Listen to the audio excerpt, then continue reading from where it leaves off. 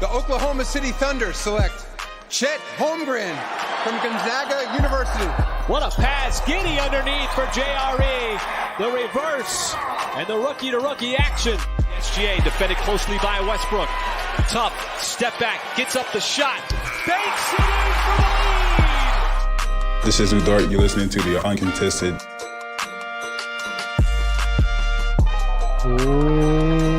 What is up, and welcome to the Uncontested podcast. We're coming to you live Wednesday, May 31st. We are on the eve of NBA draft month. And I'm your host for the evening, Jacob Niffen. Got my guy Justin with me tonight. Hello, everybody.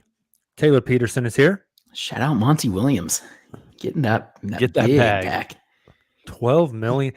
We're just talking about this pre-pod. Can you imagine getting fired for poor work performance just to get hired by somebody else for $12 million a year? Not a bad way to do it. Hey, Just sometimes people own say up. like, man, being an NBA head coach has to be such a tough gig because like, why would you want to do it? You're the first one to get blamed. 12 mil a year is why you do it. 100%. Doesn't hurt. That's I love that that's hire silly though. money. Heck of a hire from Troy Weaver, and I forget Good the fit. owner's name, but Yeah. Someone tweeted that he got that Luol Deng contract. that's awesome. Good pull. All right, we are brought to you by the Blue Wire Podcast Network and dailythunder.com. Few programming notes before we start the show tonight. We will be back with you guys again Sunday at 9 p.m. as always. Next week, little break from the monotony. Instead of coming on Wednesday, we will be on Tuesday night with you guys with a special draft guest. So make sure to tune in, subscribe to the YouTube page so you can catch us live next Tuesday night. Get your questions in the comments. We're going to have some awesome draft discussion.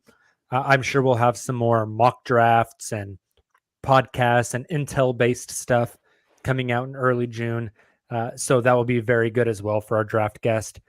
So it's going to be a great show. Make sure to join us. Not saying Sunday won't be great. Sunday's always great. But make sure to make plans to join us next Tuesday night instead of Wednesday. Gentlemen, we're going to do some draft stuff here in a bit. But first, I wanted to talk a little bit about everybody's favorite podcaster, who is arguably the most knowledgeable Thunder media member I know, who possesses zero bias in anything he talks about. He became a meme over the weekend. Yes, I'm referring to the man Bill Simmons. I thought you were talking about Tayler. Thank you. If you have not seen Bill Simmons on his podcast with Ryan Russillo, started to talk about the new collective bargaining agreement and mentioned that it screws over teams like Oklahoma City, and he doesn't know how they're going to be able to build this thing out moving forward. And it is bad for teams that build the right way. I have some thoughts about that, but I thought I'd let you guys talk first. I'm going to start by saying what I said in our group chat, which is it could be the PTSD talking, but I'm not convinced there's not some kind of landmine in this CBA that we don't yet realize that's going to screw OKC in a catastrophic way. There's a because thunder that's what clause in seems there. to happen every time. There's going to be something that none of us anticipate, some little provision that nobody has paid attention to that's going to end up in 5 years being the part 2 of OKC's 30 for 30 that eventually gets made. That aside, it was interesting the way Bill was talking about it. I think he was missing the point a little bit. I don't want to steal your thunder, Jacob, but I think you had some tweets about it that I think summed it up really well, that there's a lot of things in the new CBA that, yes, it is punishing people if they spend too much, but not in the case of drafting guys, not in the case of developing talent to where you have guys that are so good you have to pay them, more so for teams that are just going out and snatching up highly paid superstars, which has been the trend in the NBA for the last 12 to 13 years. Mm-hmm. since the LeBron Big Three, that's been what everyone has tried to do. And to me, that feels like what the new CBA was trying to quell a little bit. That's exactly right, Jacob. I had that same reaction. For those of you watching the live stream, Sean's second tweet in regards, I guess third tweet in regards to Monty Williams, just came out. The Pistons deal, or Monty Williams deal with the Pistons, could reach 8 years and $100 million moly. based on team options and incentives. I mean, he got a full-on like player contract. That's wild. Anyways, I agreed. I think. Wonder if we got a player option from that last year. Is this guaranteed? What happens if he's an all-star? What happens when you, does Monty that Williams count in against 2 the seconds for the cap? first round pick. Was this written into the Make new him say no. CBA? Yeah, we really should. Bill Simmons should have been talking about the Detroit Pistons now. So got completely anyway, sidetracked. yeah, with the Thanks, CBA Shams. stuff, Justin, you were kind of hitting on it there. I understand the PTSD stuff. Oklahoma City has been screwed by the CBA in the past. Yes, we have. But a lot of things put in place with the new CBA. Number one is designed around preventing teams from like hoarding, trading for these huge players like LeBron. Yep. But also it's to prevent pay to win. Yeah. And let these owners like Steve Ballmer just bottom out the bank account to build a contender. The biggest things in the new CBA are related to the luxury tax. There is a salary cap limit. There's a luxury tax limit. And then there's a second apron above the luxury tax. And if you get over that second apron, you start getting in some trouble. They start to limit how you can sign free agents. You're limited on how many veteran minimum contracts you can give out.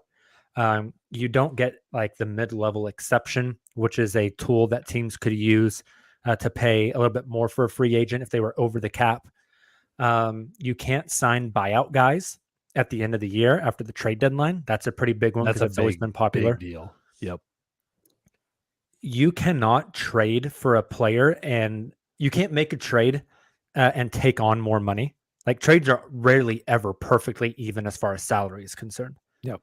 You can no longer trade and bring in more than you're sending out.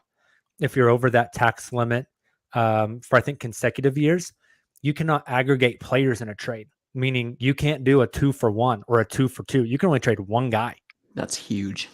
The craziest one is if you are in that tax for long enough, regardless of how good or bad you are, your pick becomes pick 30 in the first round. They just bottom your pick out. They won't let you trade picks out to a certain range. So what the new CBA is trying to do is make it more difficult to team build if you are spending crazy amounts of money. There are 3 ways to team build. You have free agency, you have trades, and you have the draft. New CBA extremely limits your free agent signings and trades. Doesn't limit your draft options. Well, the best free agent the Thunder's ever signed is Nerlens Isaiah Noel, Yep. Isaiah Joe. They didn't even sign Isaiah Joe. I think they just claimed him off of waivers, didn't they? Right. So they're not team building through free agency. Yep. They do make trades, but the main way this team builds is through the draft. And the draft is the one place where you can continue to replenish talent in this new CBA. So I don't know where Bill was getting at. The only other thing in the CBA that could possibly affect Oklahoma City, and I wanted to get your guys' opinion on this. In the old CBA, you could only have 2 players on maximum extensions from their rookie contract. You can't trade for a third. You can't give a third a max extension. Well, in the new CBA, they rose that number from 2 to 3. That is a very good thing for the Thunder. Yep. Also, in the old CBA, if you were not giving a player on their rookie contract a max extension for 5 years, if you gave them anything below max dollars, you can only sign them to 4 years. New CBA lets you sign them to 5, even if it's not a max. Yep. Another good thing for the Thunder. Yep. Very. The only way this becomes problematic for OKC is if they inevitably have more than 3 rookie scale max guys on the team. The next one up is Josh Giddey.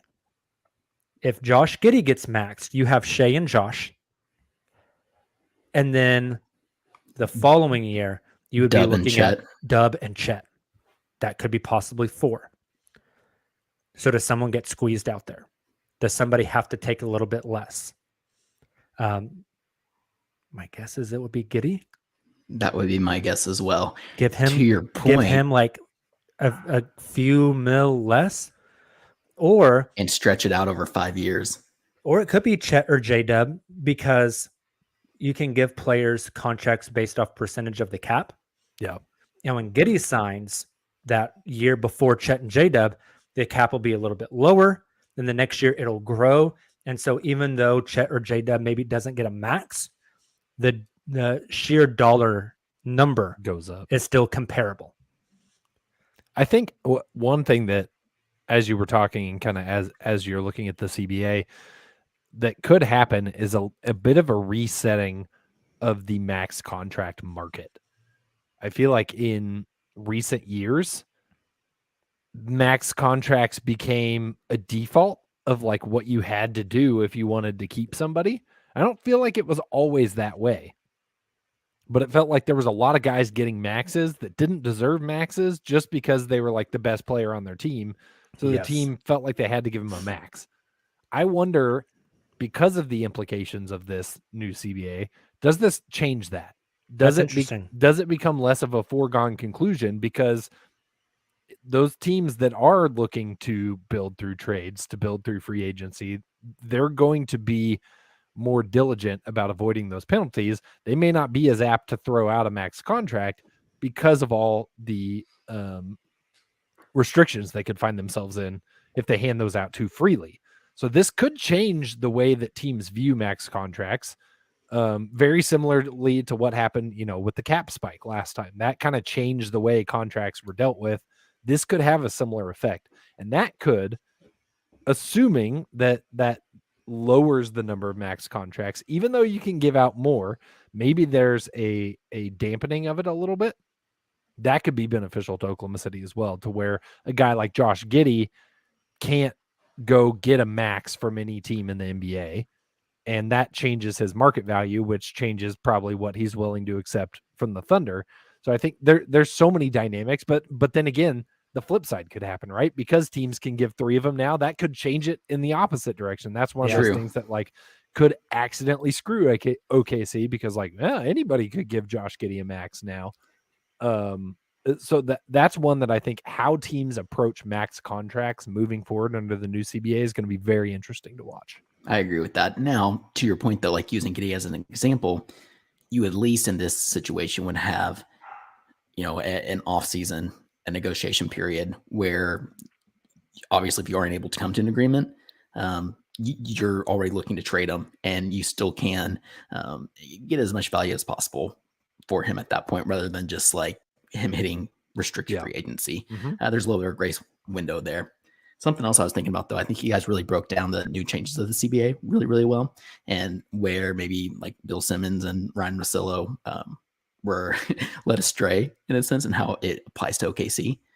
But I kind of want to focus now on what OKC has been doing these past couple of years, and what they will be doing as moving forward until these guys hit the opportunity to be maxed, to get the max extensions. They've been under the cap now for a couple of years, meaning they've been receiving luxury tax distributions from these other teams, the Clippers, Steve Ballmer, the Warriors, all these different teams have been paying into that luxury tax apron. They've been receiving those distributions. They are saving money right now. This ownership and this organization, this ownership group and organization led by Clay Bennett, obviously, have shown the willingness to go all in and spend when necessary to try and win a championship and build a long-term championship contender, not just a one-year team. They 110% will be doing that again, and willing to when the time comes. And they're saving up and preparing right now, thinking ahead for when that time comes, when it's time to extend the Dubs and the Chets on top of like you mentioned, Jacob, Shea and Giddey already. So I feel confident that the Thunder have been planning for this already and will continue to. At the end of the day, this isn't a hindrance on OKC. It's really if you find yourself in this situation, it's kind of like, I don't know, a blessing in a way. I mean, it's a good problem to have. 100%. Thing you mentioned there, Taylor, the Thunder have been saving money because they haven't been spending much. Another new rule in the CBA is if you are not spending up to the salary floor, the Thunder have done this before, and then you just cut a check to everybody for the difference. Yep. You don't get those luxury tax payments. Yep. They're making you spend at least the floor, which is an interesting thing because OKC could have upwards of like 30 million in cap space this summer. How do they use that? Two more things on this topic, and then we'll move on to some draft stuff. Justin, you were talking extensively there kind of about max contracts and what they look like. The interesting thing about the NBA is there's a ceiling for a max contract. Not all maxes are created equal. Right. Jordan Poole gets damn near maxed. Insane. In LeBron's prime, could be a giddy contract. Yeah, in LeBron's prime, he wasn't worth the max. Like when the salary cap was like 90 million, LeBron was worth like 60 million. But you're capped out at that percentage. You can't go over that. So it's a little inequitable. The best players in the league made as much as some of these middle tier guys, because if there was truly an open market in the NBA, Kevin Durant, LeBron James, James Harden, like they would have made stupid money. Yep. Last thing before we move on. So we're talking about how you can only have 3 guys on rookie extension max contracts. Do you guys think OKC has 4 guys who are going to get maxes right now? No. Yeah, I mean, Shea, Dub, Chet, it seemed like the most likely candidates. And then after that, I would put Giddey in there. But outside of that, it's interesting we include Chet when we haven't seen him play an NBA game. That's what that was going to be my answer. Is we have one. Chet, you would assume. J-Dub, if he continues his trajectory and what we saw out of his rookie year, you could make an argument for that as well. Giddey, if he continues his growth and trajectory, I think you could make an argument for it. That's 3 big ifs. Yeah, definitely. I think you can rightfully be optimistic about all 3 of those, but history and statistics would tell you all 3 of those hitting is probably not going to happen. Yeah. It's by not necessarily like any fault of them or like any fault of like the organization, but just statistically, it'd be pretty rare if all 4 of those hit and we're max guys. There's a long time before that contract negotiation happens. There's a lot that can happen in that time frame. I mentioned Josh Giddey maybe not getting one because you can negotiate with him early. And maybe he and his agency like understand the repercussions. Yeah. But saying Josh Giddey is the most likely to like not get a max, the dude is 20 and just averaged 16, 8, and 6. Yeah. It's a good point. And everything from his rookie year jumped. I mean, the assists stayed roughly the same, but the efficiency went up, the points went up, the shooting went up. I mean, with Shea, Dub, Chet coming in, like I could see Giddey just being like a 16, 8, and 6 guy for his career. Amazing. And that is a really effing good player. And imagine when he adds weight or continues to add weight. We've talked a little about that, what position he could play, where he fits in that. I mean, it's fascinating and exciting. I think the one other thing, Jacob, that I'll add and kind of end on is this, because I think you mentioned it when you and I were talking, and I think it's spot on. So we're talking about these max guys and how obviously the Thunder would then be limited and how they would build out their roster. That's where having all this plethora of draft picks to build from becomes incredibly useful, because then you have cheap rookie contracts to bring in around these guys. Yep. Even the Lou Dorts and Kenny Hustle contracts that we have right now are going to become even more valuable. So the Thunder have all kinds of means of continuing. Sam's left himself so much flexibility to build out the remainder of this roster. And so I feel like the Thunder are in a really good spot heading into this new CBA. Definitely. Sean here brings up a good point. First off, he's been in the chat mocking me about Vasily Mičić, and I'm about to block him for it. I'm about to add it to our rundown. I'm teasing. He says Giddey is the most unicorn of those three. I think that's a really interesting point because J-Dub can fit on any team. Yeah. Giddey is more specialized, and so maybe the market isn't as broad for him. Does that make sense? Yeah. Yes, and I think he's potentially the most it's hard to say the most unique when Chet is one of the other three. So that's probably not a fair description. But like J-Dub, wow, this is a really hard thought to convey. I'm by no means diminishing J-Dub. Like he is a very unique player, but there are more players closer to a J-Dub than there is a Giddey. Agreed. Does that make sense? 100%. I think it's a great way to put it. There are a lot more J-Dub archetypes out there. Yes, that was a better way to word that. But yes, like there are other J-Dubs in the league. It's hard to find a good comp for a Josh Giddey. Yeah, he's more unique. And J-Dub's really good, but there are a lot of J-Dub style players out there. And after watching Jaylen Brown in the Eastern Conference Finals, J-Dub is not Jaylen Brown, so don't make that comp. One of them can dribble, the other one cannot. No kidding. No kidding. One of them can shoot. I think that's a really good point. J-Dub is Jaylen Brown with a 200 IQ. Wow. I like that. Wow. I think J-Dub has maybe a more obtainable high ceiling, where Giddey's ultimate ceiling maybe a little less obtainable, but might be even higher just due to that incredible versatility and uniqueness that you guys keep mentioning. J-Dub's got a better brother than Jaylen Brown. J-Dub would kick Jalen's ass in a fight. Well, Okay, let's take a quick break. On the other side, we're going to do some draft stuff. And we are back. Gentlemen, it's hard to do any podcast leading up to the draft that aren't just exclusively about the draft. Very difficult. So we're going to do some draft stuff here. I'm super excited about it. We are going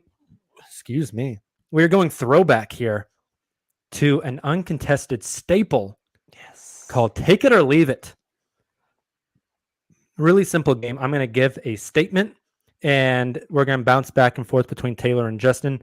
And they're going to tell me if they are taking that statement, meaning they think it will happen, or if they are leaving it, meaning they do not think it will happen, and give us some reason why. We can debate each one of them if you guys want. They are all draft related. Some of them are Thunder draft related. Some of them are NBA draft related. And those of you who are in the live stream in the chat, drop your thoughts on each of these. Tell us what you think. Justin, you get the honors to go first. Uh-oh. First one. It didn't load on my computer, so I got to get on my phone. Give me a second. Here we go. The anticipation. Justin, take it or leave it. The Thunder will go best player available in the draft and not worry about fit. Or not fit, need. Not fit what was? Need. Need. They will go best player available, not draft for need. Wow, that's tough. That's I think I lean towards taking it. With there's some nuance to that, right? It's not plain. I think there are exceptions to that, I guess is what I'm getting at. That there are certain guys that I think if they're available, if they feel really similar to guys that the Thunder have on this roster, maybe they go to the next choice. But I don't think that they're at the point in their development where they're saying we have to draft a center and only a center, and we will only take a center, and we're going to draft the best center we can get at this position. Or shooter. Or shooter. Right. Exactly. They're not that locked in on a specific skill or role or position that I think they're forsaking everything else. But I do think there are some guys in this draft that maybe you are not as thrilled about. I think that what that ultimately comes down to is what we always talk about is like whatever Presti's board is, whoever he can go get that's best available, he's going to go get, whether that's a trade up, whether that's some kind of other package, whether that's a trade back. Whoever Presti has his eyes on his board is who he's going after. Could not agree more. I think about obviously trying to get both Dub and Usman Jang. I think about Trey Mann was the one that really kind of threw me off. Did not fit what we thought was like that archetype. Like we kind of thought that he might go for another wing in that draft after drafting Giddey. And it ends up going Trey Mann. I want to be shocked if he goes for a Coulibaly, Leonard Miller, when you still have like a Cason Wallace or Grady Dick on the board. Yeah. Hypothetically, I just throwing out examples. I think that's fair. Tayler, you're next up. Take it or leave it. The Oklahoma City Thunder make 3 or more draft selections. For reference, they have pick 12, 37, and 50. So they already have 3. I'm asking you, are they making 3 or more? I'm not going to lie. When you started that, I thought you were going to say 3 or more trades. And I was like, oh my gosh. I'm actually leaving it this year. And I know I said the same thing last year. And impressed. I'll say it next year too. That's right. One of these years I will be correct. But seriously, when you look at the roster and the way it's currently constructed, I mean, don't get me wrong. There's always way. I mean, if the right player is available and he sees value and Presti sees value in that, the organization sees value in that, they will take those players and they'll figure out the roster crunch throughout the remainder of the offseason and into training camp. But given the young players on this team, how invested they are in the majority of these guys, at the end of this season, we were talking about from, the star Shea Gilgeous-Alexander all the way to the two-way guys. The organization and us as fans were much more invested in them. It's a very different feel than a couple of years ago when we were just bringing in guys on 10 days, Xavier Simpson, et cetera, et cetera. So I'm going to leave it just because I think it's going to be very hard to bring in like 3 additional rookies. I agree. I would leave it as well. I don't think there's any way they bring in that many new players. Yeah, I think maybe 2, but I don't think 3. I kind of like what you talked about, Jacob, where we were talking a lot about, or everybody's talking a lot about the Thunder consolidating picks to move up in a draft. But there's also, I don't know if it's the opposite of that, but like the other side of the spectrum there, where you can just trade a pick and acquire a pick further down the road, like 2026, 2027. It's interesting. Yeah, it's hard for me to see them doing that with a lottery pick at 12. Oh, yeah, true. Agreed. No, and then agreed. doing it with a second rounder is like, who cares? Who cares? Might as well just sell it. The Thunder have drafted really well in the second round for what it's worth. Yeah, true. Justin, take it or leave it. The Thunder make at least 1 draft night trade. Take it. Okay. I wanted to add a little bit of context. I had this on the last show as Too well. slow. Past 5 years of the draft. 2022, the Thunder trade 3 protected firsts for pick 11. 21, the Thunder trade pick 16 for 2 protected firsts. I said it wrong on Sunday. They had 16 and 18. Many people let you know that you said it wrong on Sunday. Very angry. If you need to, like, I don't know, Photoshop me on a cross to make me pay for those sins, then I guess do so. But You're ridiculous. I am sorry. I am sorry that of all of the trades, I got a detail wrong. Apologies. I should be suspended and not even be on the show tonight. We'll suspend you without pay. Dang, I'll lose my $3. I'm not making that Monty Williams contract, folks. 2020, OKC made a trade up to 17 to get Poku. 2019, they traded pick 21 for 23 and a future second. That was to draft Darius Baisley. That was a poor choice. And in 2018, they bought a second round pick. So they've made moves in all 5 of previous 5 drafts. And I think there's a long history before that as well of Presti being very active on draft night. The one I remember the best, because I was a lowly intern at the Thunder, was the year they drafted Cole Aldrich, and there were some crazy trade shenanigans that went down on draft night. And I got to go to a staff meeting with Sam Presti where he explained what all the trades were, and it was amazing. But aside That's from awesome. that, yes, that there will be trades. There will be blood. There will be trades.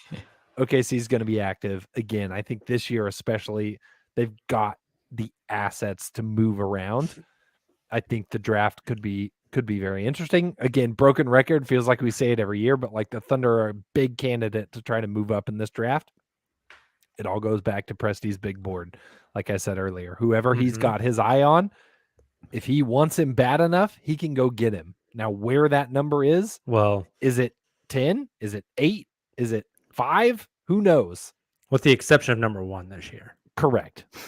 I think, yeah, there are some obvious exceptions, but barring Justin, Victor Wembanyama, there's a lot they can do. You mentioned they have the ammo to trade up, and they can get where they want. It's likely that they try to move up. I think this year is even more likely for a couple of reasons. Number one, it seems like a lot of those higher tier lottery picks are available. Mm-hmm. And number two, the Thunder have the assets to move up. Yep. The thing is, those assets have a shelf life. Right. Whenever you get on the clock in 2024 with 4 first-round picks, those picks are actively losing value because other teams are going to call your bluff. You're not going to make all 4 selections tonight, so we're going to offer you a little bit of less because you have to move off of that pick. Yep. I think this is the year you've got to start moving off some stuff, or you start running into the risk of those things possibly losing value. Yeah. I also think first-round picks are our CBA talk earlier. If trades and free agency is limited and draft is the only way you can really build out a roster moving forward, draft picks become more valuable. And there are a finite number of those things. Simple economics, supply and demand. The demand is spiking while the supply is staying steady. Yeah. So those picks are worth even more. Yep. You can sign a vet minimum guy who's been in the league for however many years, or an extremely talented rookie with a ton of upside for around the same price. You're going to want that. It's an obvious choice. So that's a really good point. I have to give Phantom a shout out because he's posted in the chat about 50 times now of the Thunder moving up to take Jarris Walker. I've talked about it on the show. I'm going to talk about it Tuesday night with our draft guests. Jarris just screams Thunder to me. Positional size, length, toughness, high IQ player, plays with a rhythm, not a pattern. Jarris is my guy in this draft for the Thunder. I think he and Chet as your front court defense is disgusting. Yeah. Yeah, Like, that would be wild. They're going to tag team and bring the pain train. It's going to be incredible. All right, next, take it or leave it. I think we're on to Tayler now. Tayler, take it or leave it. OKC makes 2 first-round selections. Ooh, that's really fun. To Phantom's comment, he said Jarris Walker, and they would also trade back in for a shooter. I'm not going to leave it, though. And again, a similar reason to my last take it or leave it. That means you're bringing in an additional rookie. Now, granted, they're consolidating picks. They probably wouldn't be making those other selections in this situation later in the draft, but I think it's unlikely. I don't know. I'm not sure I see it, just given the way this roster is currently constructed. So I'm going to go ahead and leave it. Just like last year, we talked about them trading up, and then they just bought another pick. Why not do it again? Yeah. I'm going to piggyback the question. So, Tayler, do you think it's more likely? Which do you think is more likely? The Thunder take 2 first-rounders, or they select both second-rounders? Ooh. I think both second-rounders. I could see one of the second-rounders being a draft and stash or a two-way. Yep. Yeah. That's the guy. More CBA, an additional two-way spot. That's right. For NBA teams are granted now. The Thunder love that. Yeah, they do. Yeah, 100%. Cheap labor, baby. Capitalism at its finest. Child labor. They yearn for the mines. Yeah, This is an interesting one. It'd be cool if they got 2 firsts. Apparently, the Spurs really want to get back into the lottery. Yeah, I bet. I mean, that report is a little juicy, but that's like a super no shit comment. Yeah. Yeah. Every team would love to trade back. 30 in. teams would like to draft Victor Wembanyama. That's exactly what I was about to say. But man, that would be crazy if they got like another one of those talented guards or wings to pair alongside Victor. It's fun. All right, Justin. This one, after I ask you, I have some context for you before you answer. Okay. We're getting out of OKC specifics and now Okay. into like more draft holistic. Take it or leave it. 3 lottery picks get traded. For reference, past 5 years. In 2022, pick 11 and pick 13 got traded. In 21, pick 10 got traded. In 20, no lottery picks got traded. In 19, 11 and 6 got swapped. And 8 and 4 plus a bunch of other stuff got swapped. So that's technically 4. Right. 18, pick 3 and 5 got swapped, and pick 10 got traded. So that's 3. And that's it. More context. We have ample reports. Portland's pick is available at 3. Houston's may be available at 4 because they are a poorly run franchise that doesn't know what the hell they're doing and are just playing my GM on 2K as a 12-year-old and trying to pay people in Saltgrass gift cards. Detroit's pick at 5 is reportedly available. Dallas's pick at 10 is very much available. The Thunder want to move up with 12.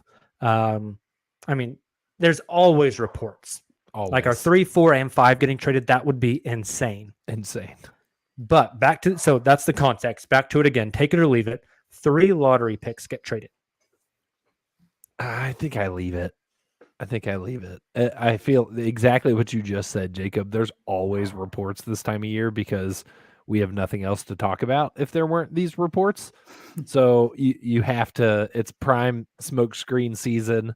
What picks are available, which ones aren't available. I feel like every year there's somebody that due diligence. Everybody is saying this team's going to trade, and then they end up just picking somebody on draft night. 2 feels like a very safe number of something's going to happen. Somebody's going to shuffle, like the Trae Young, Luka Doncic year, where 2 teams just decide to trade based off, who they wanted to get. I think that's safe. That 3rd one, I think, gets a little tricky because that's either got to be someone trading out of the lottery, like maybe Dallas, or it's got to be an additional trade within the lottery. It could happen. It's very much within the realm of possibility. I think this year there is the potential for a lot of volatility, but I'm going to leave it anyways. I think you touched on something there, Justin. I keep thinking about this draft in the sense that it is a very deep draft, but there is a lot of uncertainty.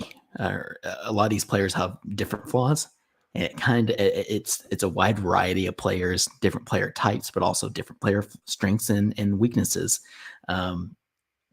That has resulted, I think, in teams having pretty, I don't know if I should say drastic, but pretty different big boards. Yeah, right. Discrepancies between big boards. So one of 2 things can happen in that situation, in my opinion. Either everybody stays put because their guy's going to fall to them because the franchises above them don't value the player the same way that like an OKC does, or the opposite, right? Like, well, crap, now this player wants Koulibaly, and I thought Koulibaly was going to be there at 15. I was going to be able to trade back. Now I have to trade up to 10. So we could see a lot of movement because of that as well. It's going to be one or the other. I feel like that was it 2 years ago that I feel like we were talking about that again. I'm like, oh, there's going to be so many draft night trades. It was the Josh Giddey draft, yeah. And then nobody did anything exactly the scenario you just said. I think everybody's big boards were so different that they could get who they wanted without having to move because it wasn't like everybody was jockeying for the same guy. Yeah, we watched that draft together, all 3 of us. Indeed, we did. Because I was screaming at the TV, Jalen Suggs is there, go get him. And then now I look like the jackass, which is not uncommon, but Yeah. Giddy over Suggs was the correct choice. Let's take a quick break. On the other side, we will finish up Take It or Leave It.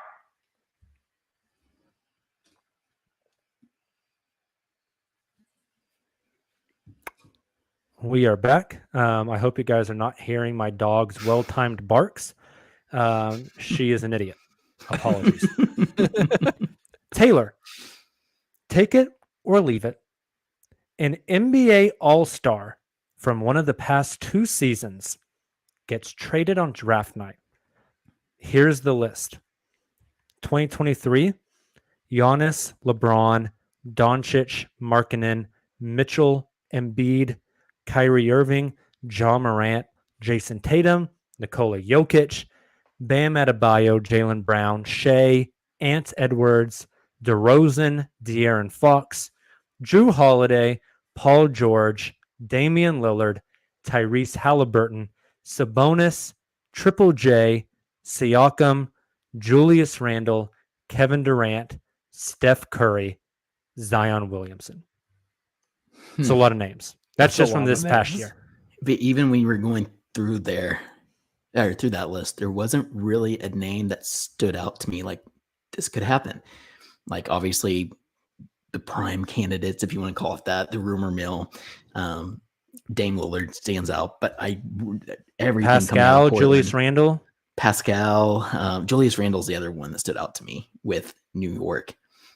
That's an interesting one. DeMar DeRozan. Jaylen Brown. Trade. Yeah, Jaylen Brown. I don't know if any of those, like Jaylen Brown. John Morant and his firearms. Oh, jeez. As he faces a 50-game suspension. Lakers point guard John Morant, or maybe Houston. Yeah, no, California has 2 strict gun laws. It's definitely a Texas team. Oh yeah.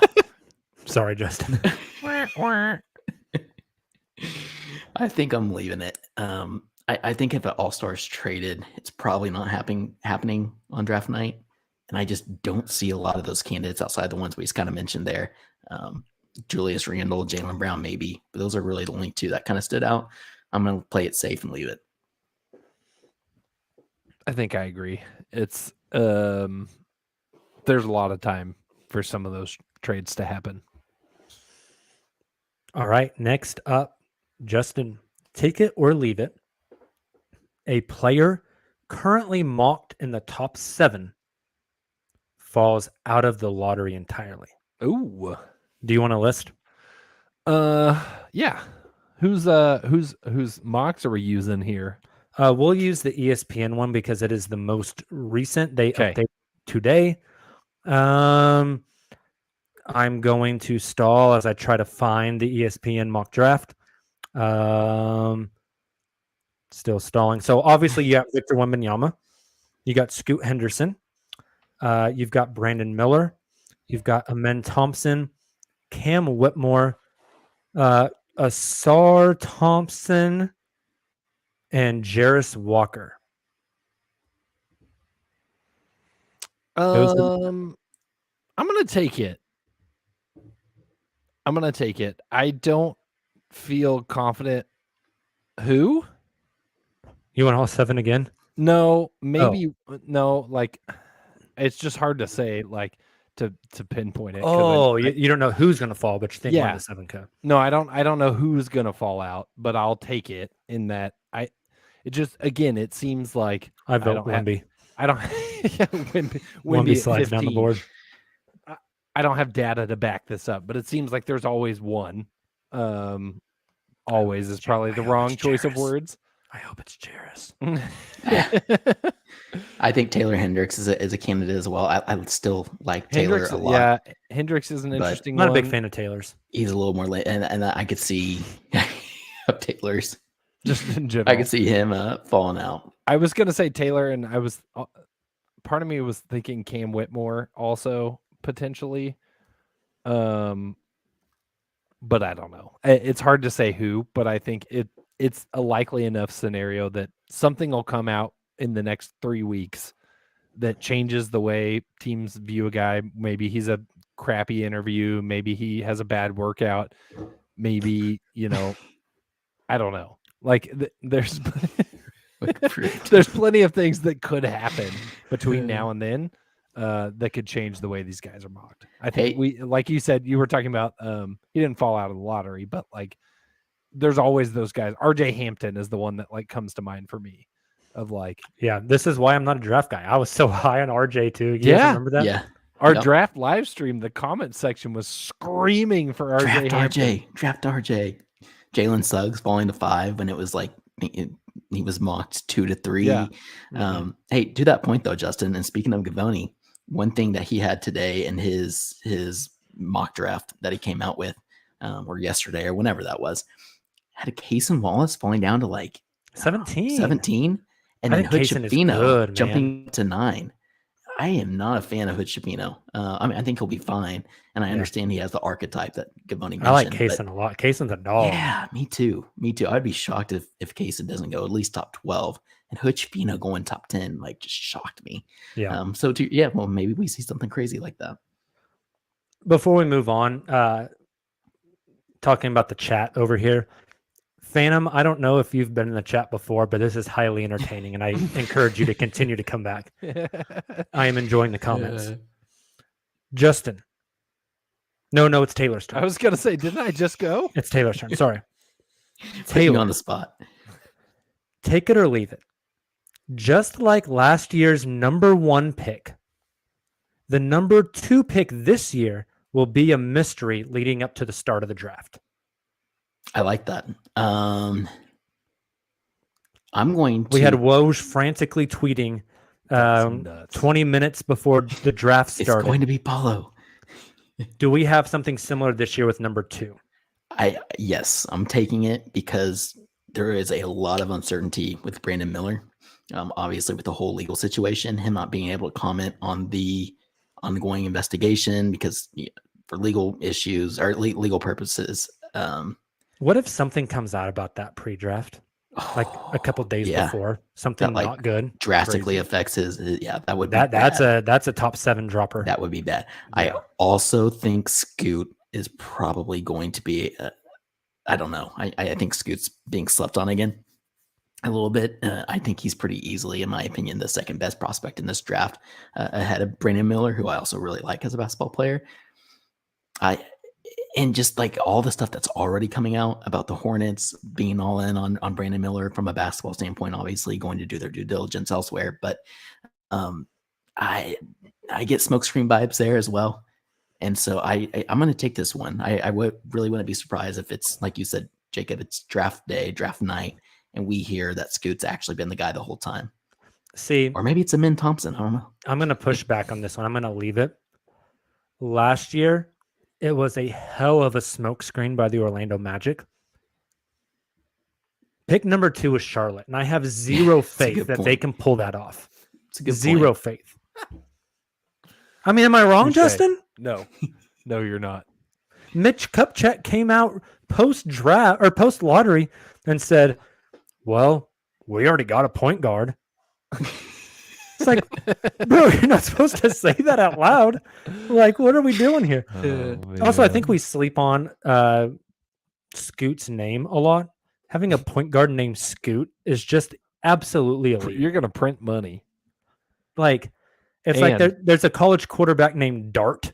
Like, you can't get any better than that. Right. It's like having a running back named Truck or a wide receiver named Hands. Or a center named Dunk. Like, it's perfect.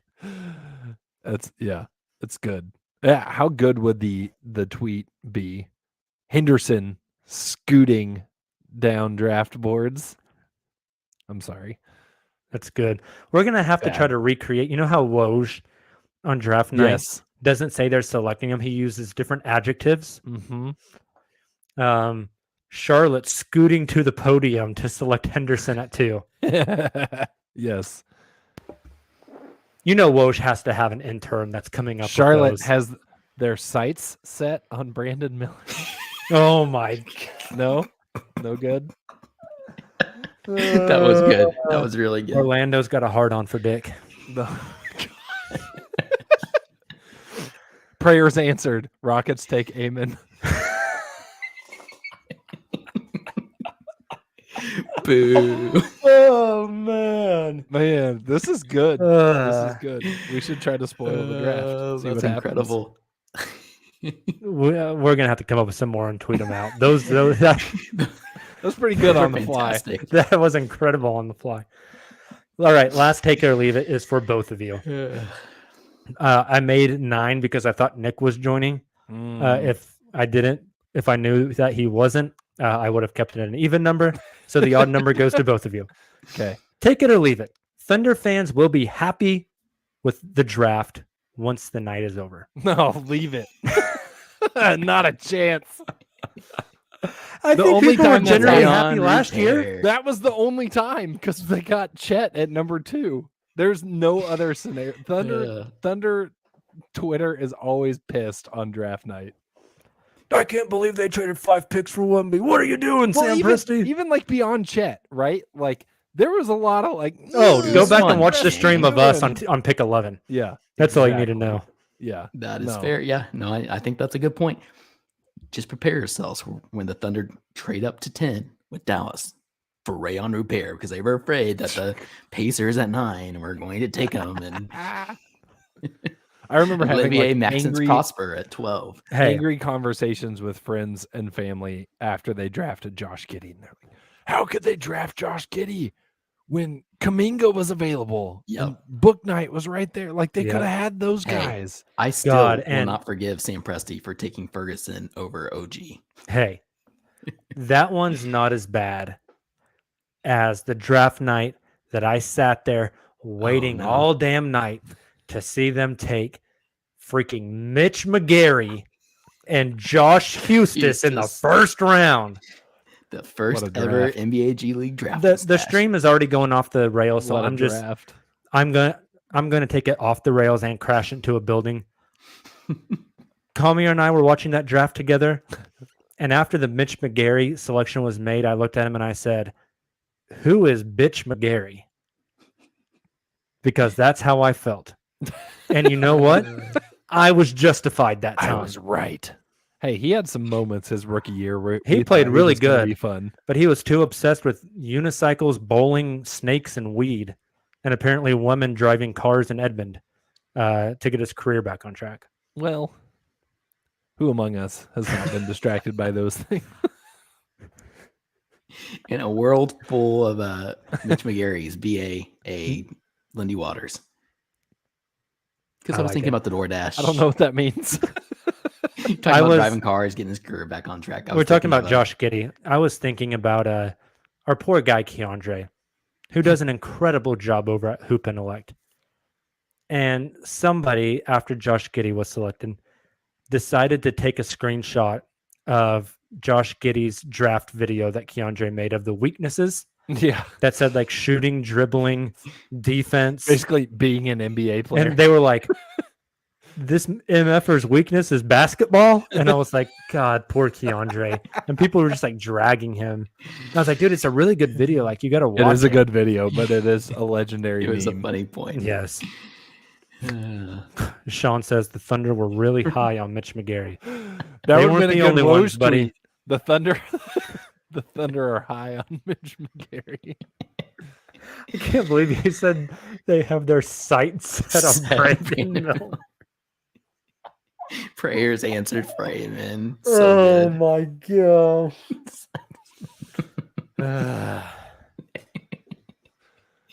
All right, that's all for take it or leave it. That was good. Any other thoughts before we get out of here, guys? Like, I want to do around the association. We have, I mean, Boston got the break speed off of them, Yeah. and so that's that. I think we all are in agreement that Denver's going to win the title. Yep.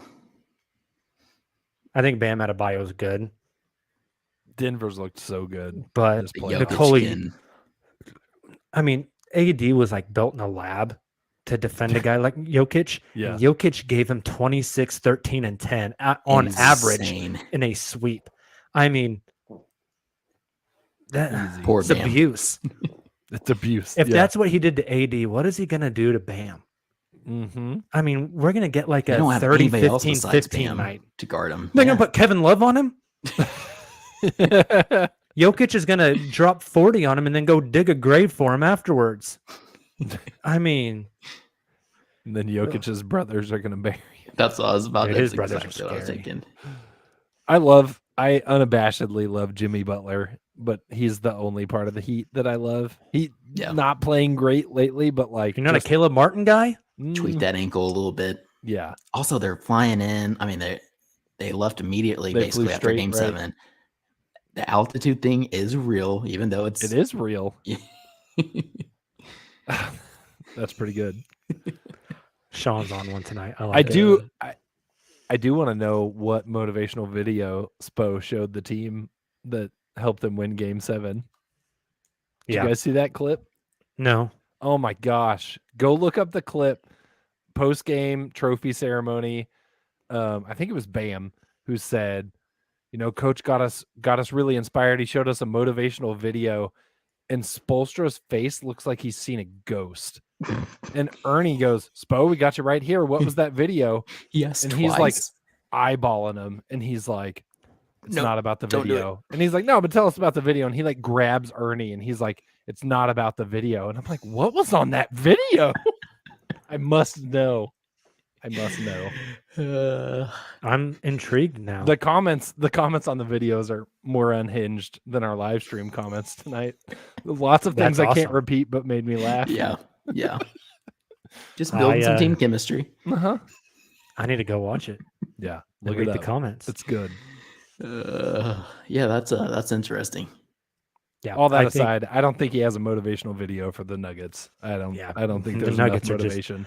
And Miami just got off a grueling 7-game series, and you guys mentioned it. They're now up in altitude. Yep. Jokic's Against been a- sitting at home eating Cheetos for a week. Dude, Riding horses, Yeah.